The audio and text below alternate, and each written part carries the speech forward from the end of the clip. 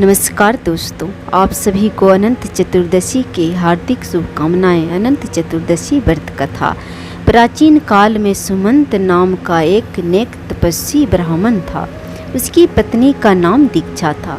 उसकी एक परम सुंदरी कन्या थी जो बड़ा ही सभी शुभ लक्षणों से युक्त थी, जिसका नाम सुशीला था। सुशीला जब बड़ी हुई तो उसकी माता दीक्षा की मृत्यु हो गई। पत्नी के मरने के बाद सुमंत ने करकसा नाम की स्त्री से विवाह किया। सुशीला का विवाह ब्राह्मण सुमंत ने कौंडिन्य ऋषि के साथ कर दिया।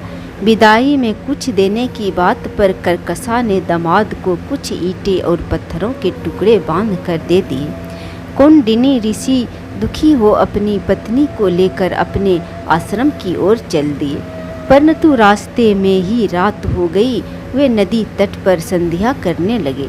सुशीला ने देखा वहाँ पर बहुत स्त्रियां सुंदर वस्त्र धारण कर किसी देवता की पूजन कर रही है। सुशीला के पूछने पर उन्होंने विधि पूर्वक अनंत व्रत की महत्व को बताई। सुशीला ने वहीं उस व्रत का अनुष्ठान किया और 14 गांठों वाला डोरा हाथ में बांधकर ऋषि कौंडिन्य के पास आ गई। कौंडिन्य ने सुशीला से डोरे के बारे में पूछा तो उसने सारी बात बता दी। उन्होंने डोरे को तोड़कर अग्नि में डाल दिया। इसे भगवान अनंत जी का अपमान हुआ। परिणाम मत ऋषि कौंडिन्य दुखी रहने लगे।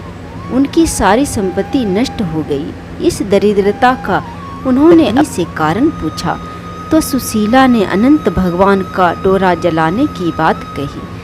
पश्चाताप करते हुए ऋषि कौंडिन्य अनंत डोरे की प्राप्ति के लिए वन में चले गए। वन में कई दिनों तक भटकते भटकते निराश होकर एक दिन भूमि पर गिर पड़े। तब अनंत भगवान प्रकट होकर बोले, हे कौंडिन्य, तुमने मेरा तिरस्कार किया था, उसी से तुम्हें इतना कष्ट भोगना पड़ा। तुम दुखी हुए, अब तुमने पश्चाताप कर लिया है। मैं तुमसे प्रसन्न हूँ। अब तुम घर जाकर विधि पूर्वक अनंत व्रत करो। 14 वर्ष पर्यंत व्रत करने से तुम्हारा सभी दुख दूर हो जाएगा। तुम धन्य धान से संपन्न हो जाओगे।